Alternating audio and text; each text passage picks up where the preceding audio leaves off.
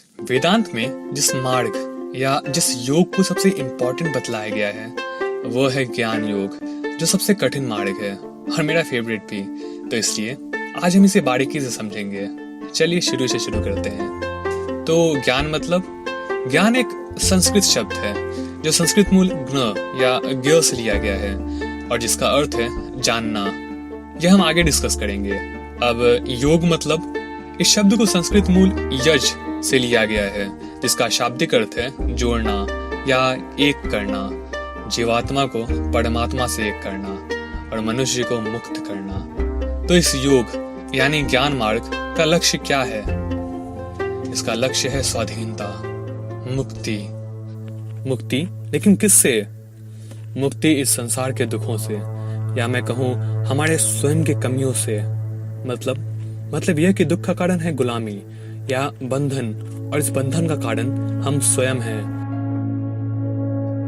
जब सिद्धार्थ गौतम महात्मा बुद्ध बने तो जो पहली शिक्षा उन्होंने दी, जिसे आर्य सत्य या नोबल ट्रुथ कहा गया, वह यह था कि दुनिया कष्ट में है, कि संसार में केवल दुख है। और ये एक फैक्ट है। अगर आपने थोड़ी भी दुनिया देखी होगी तो कहीं ना कहीं आपको इस बात का आभास हो ही गया होगा।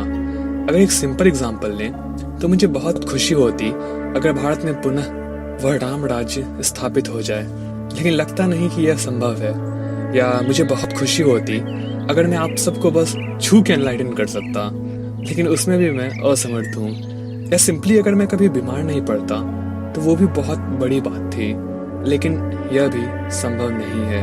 इच्छाएं तो हैं, लेकिन हम उन्हें पूरा करने में सफल नहीं होते हैं।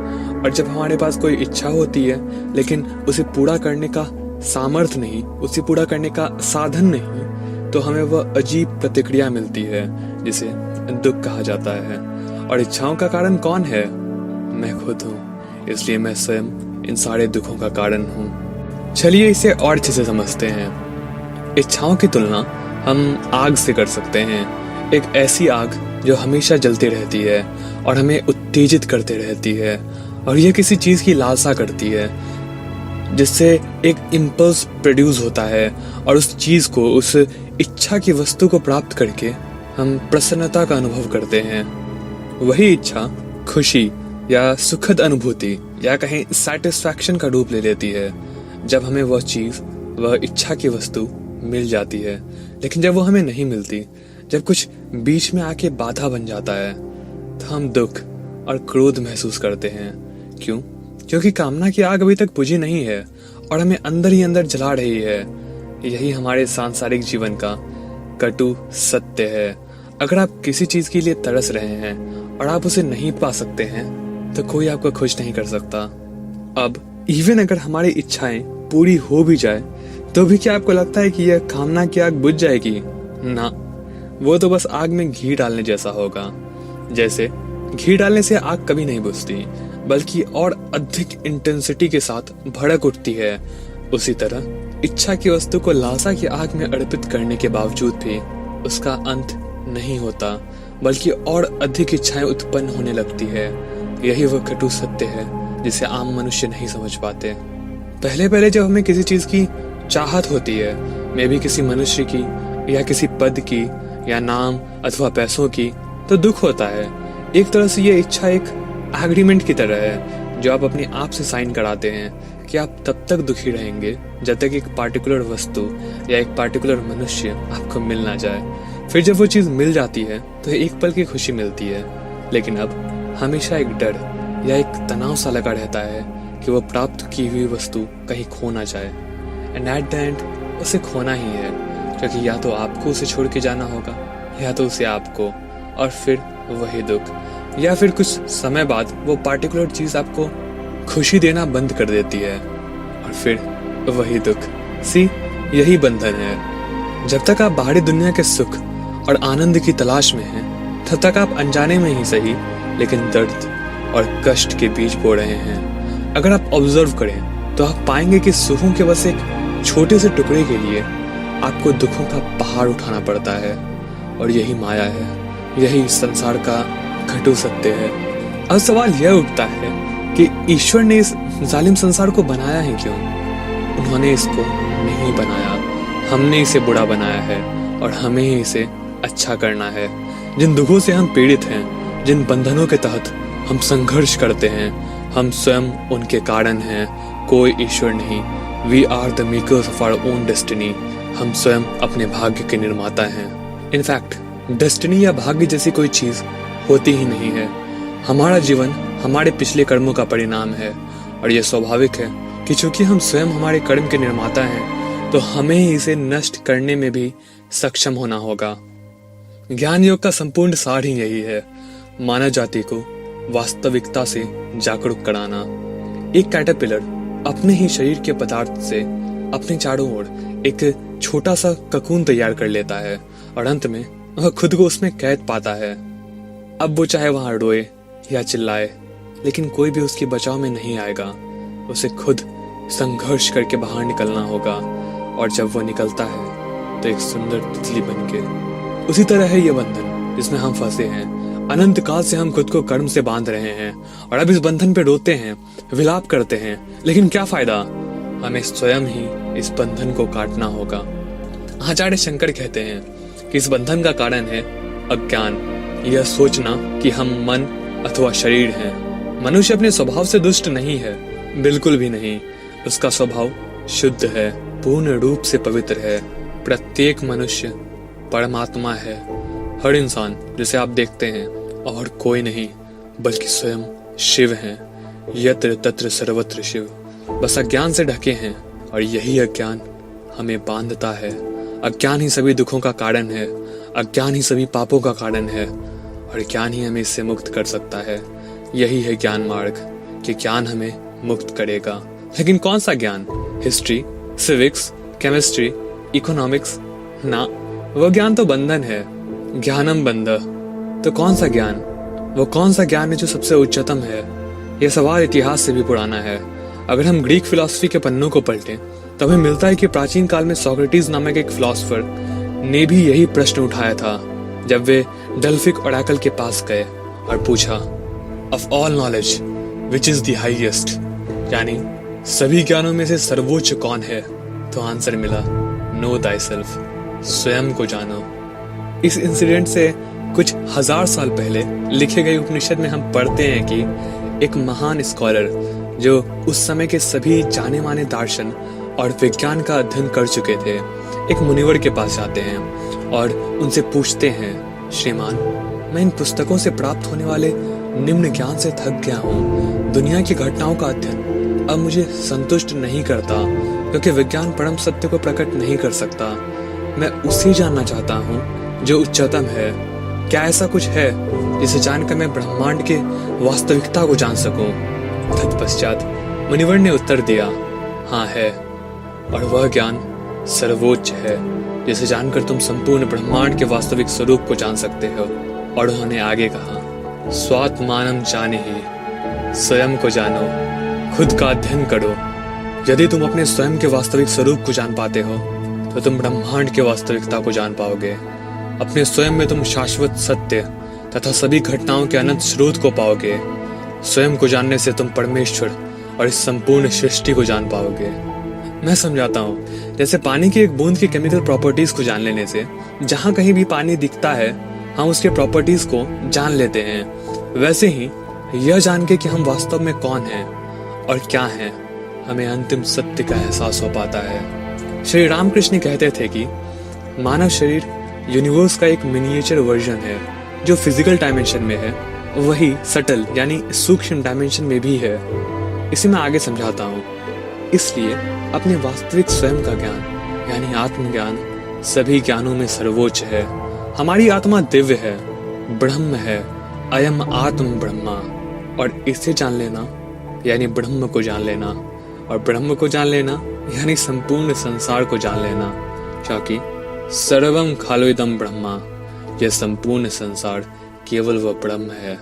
हो सकता है कि अभी आपको केवल एक थ्योरी लगे, सिद्धांत लगे, लेकिन जैसे जैसे आप उस परम सत्य के करीब पहुंचेंगे यह स्पष्ट होता चला जाएगा कि यह केवल एक सिद्धांत नहीं बल्कि एक फैक्ट है।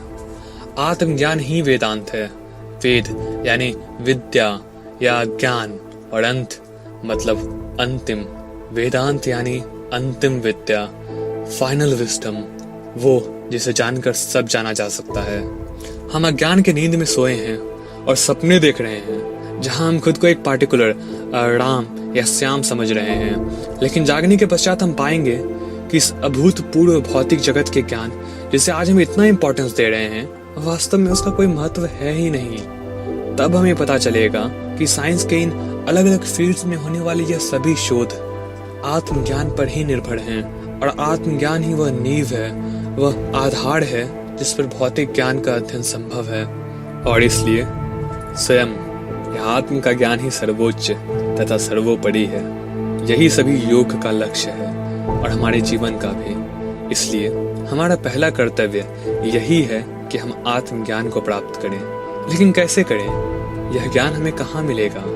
किताबों में नहीं, यूट्यूब पे नहीं, बल्कि अपने स्वयं का अध्ययन करके और योग की विभिन्न शाखाओं के अभ्यास से। इसे मैं आगे समझाता हूँ, लेकिन इससे पहले हम एक इम्पॉर्टेंट डाउट को क्लियर कर लेते हैं।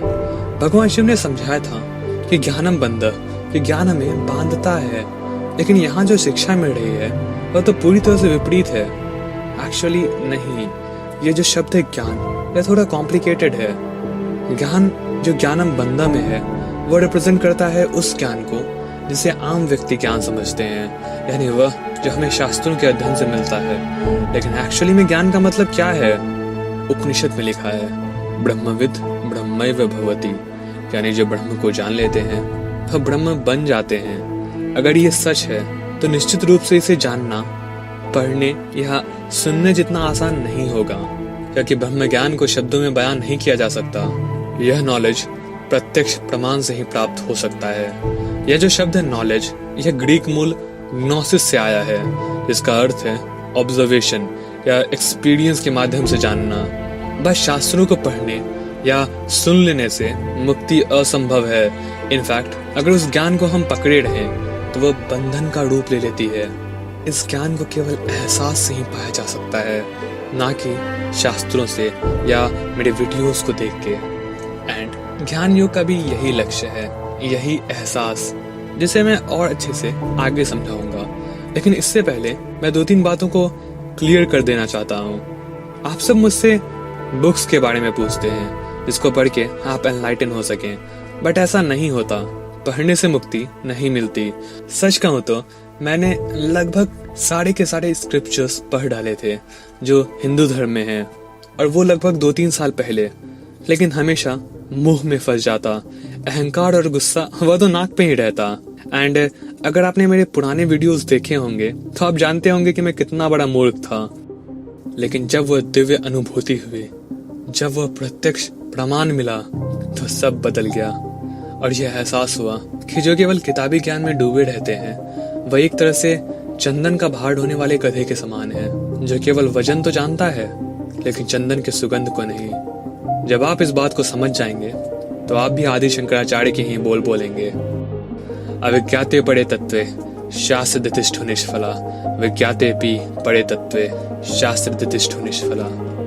जब तक परम सत्य से हम अज्ञात हैं तब तक शास्त्रों का अध्ययन बेकार है, और एक बार जब परम सत्य का अनुभव कर लिया जाए तो शास्त्रों का अध्ययन पहले जितना ही बेकार हो जाता है। फिर आचार्य शंकर कहते हैं, शब्द जालम महारण्यम चित्त भ्रमण कारणम अतः प्रज्ञाज्य ज्ञातव्यम तत्वज्ञस्थ तत्वमात्मनः। अनेक शब्दों से युक्त शास्त्र आदि एक घने जंगल की तरह हैं जो केवल मन को भटकने का काम कराते हैं। इसलिए एक ज्ञानी को उन पे ध्यान ना देके आत्मा के वास्तविक स्वरूप को जानने में पूरे लगन से जुट जाना चाहिए। उसी तरह शास्त्रों में भी हमें यह इंडिकेट किया गया है। इनफैक्ट गरुड़ पुराण के चैप्टर 49 में यह साफ कहा गया है कि कोई वेदों या शास्त्रों को पढ़कर मुक्ति प्राप्त नहीं कर सकता है विनाथ के पुत्र। मोक्ष तो केवल अनुभव से ही पाया जा सकता है, अन्यथा नहीं। एंड उसी तरह हमें यह भी पढ़ने को मिलता है कि सांसारिक प्रसंगों से उत्पन्न हुए मोह को नष्ट करने में शास्त्रों का ज्ञान सक्षम नहीं है, और वे वेदों का अध्ययन तो करते हैं लेकिन वे परम सत्य का एहसास नहीं कर पाते हैं। उसी तरह जैसे एक चम्मच कभी भी भोजन का स्वाद नहीं चख पाता, और यह भी कि स्वयं के वास्तविकता को ना जानकर मूर्ख शास्त्रों पर मोहित हो जाते हैं। जब बकरी खलिहान में खड़ी है तो चरवाहा व्यर्थ ही उसे कुएं में ढूंढता है। उसी तरह श्री राम कृष्ण कहते हैं कि शास्त्रों के अध्ययन से ईश्वर को समझना असंभव है। यह अनुभव किताबी शिक्षा से बहुत अलग है। किताबें, शास्त्र और विज्ञान आदि ईश्वर की प्राप्ति के बाद केवल गंदगी और भूसी से प्रतीत होते हैं। तो खैर, जो पॉइंट है वह यह है कि बिना अनुभव के, बिना एहसास के मुक्ति असंभव है। आचार्य शंकर भी इसे कंफर्म करते हैं। ना गच्छति विना पान व्याधिरौषध शब्दतः विना परोक्षानुभवम ब्रह्म शब्दैर्न मुच्यते। जैसे कोई बीमारी केवल दवा के नाम जपने से नहीं छूट जाती, उसी प्रकार बिना परोक्षानुभव यानी प्रत्यक्ष अनुभव या कहें डायरेक्ट रियलाइजेशन के बिना केवल भगवान के नाम के उच्चारण से या उनकी कथा सुनने से कोई मुक्त नहीं हो सकता। अब एक और इम्पोर्टेंट पॉइंट जिसे आप समझ लेना सही रहेगा। जैसा हमने पहले के वीडियोस में भी डिस्कस किया था कि केवल एक ही आत्मा है। आप में, मुझ में, हर जीव में केवल वही एक अनंत है। और ये जाहिर भी है क्योंकि दो अनंत नहीं हो सकते। हमने देखा कि कैसे इस पूरे ब्रह्मांड में एक ही कॉन्शियसनेस है, एक ही चेतना है। और उसी एक चेतना को जब इंद्रियों के माध्यम से देखा जाता है तो हमें यह भौतिक संसार नजर आता है। उसी को जब मन के द्वारा देखा जाता है तो हमें दिखता है कि यह संसार विचारों से मिलकर बना है।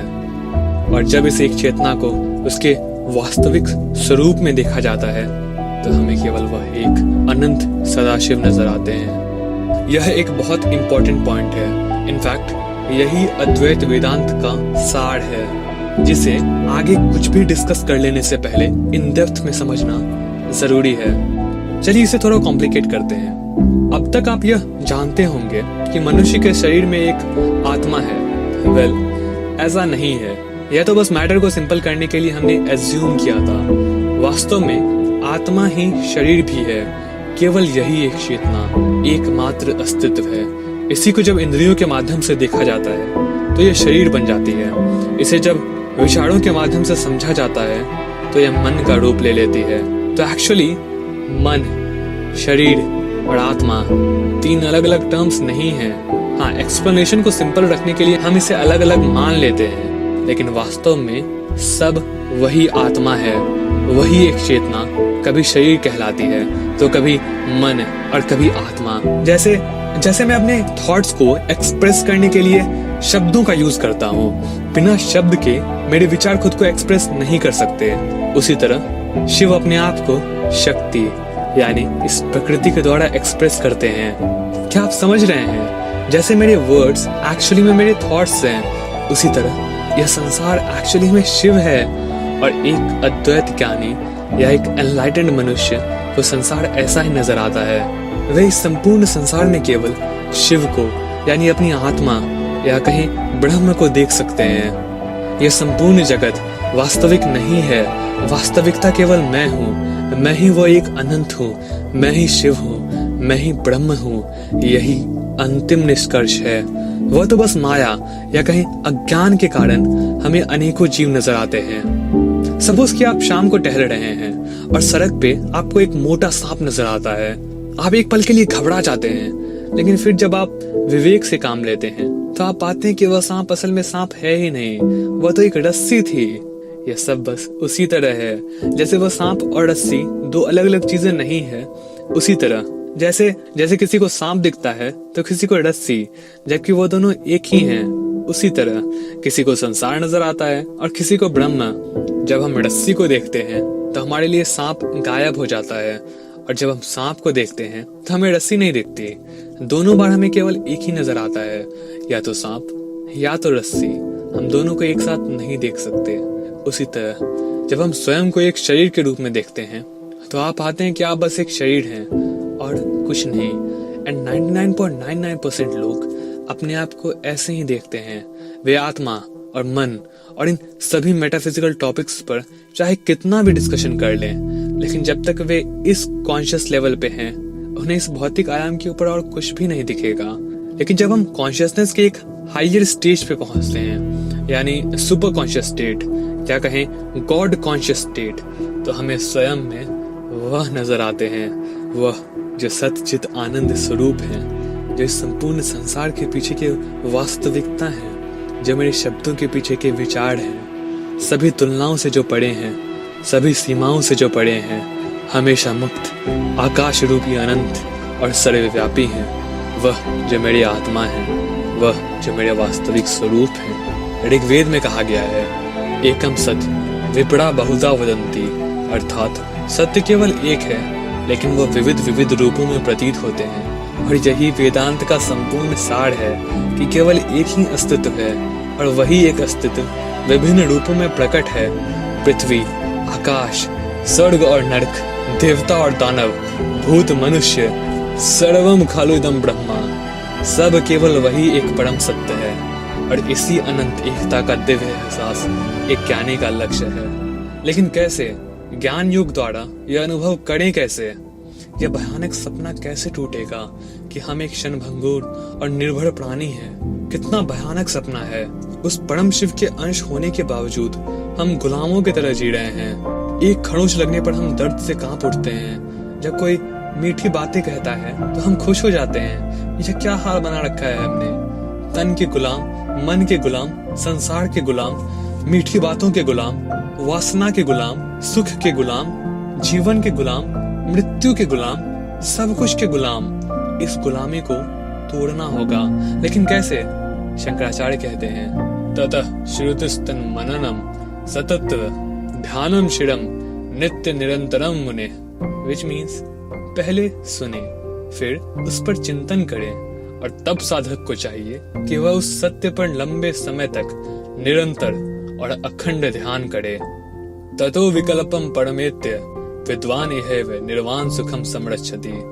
उसके बाद ही वह ज्ञानी निर्वाण या कहें ब्रह्मत्व को प्राप्त करता है और इस जीवन में भी मुक्ति के आनंद का अनुभव करता है।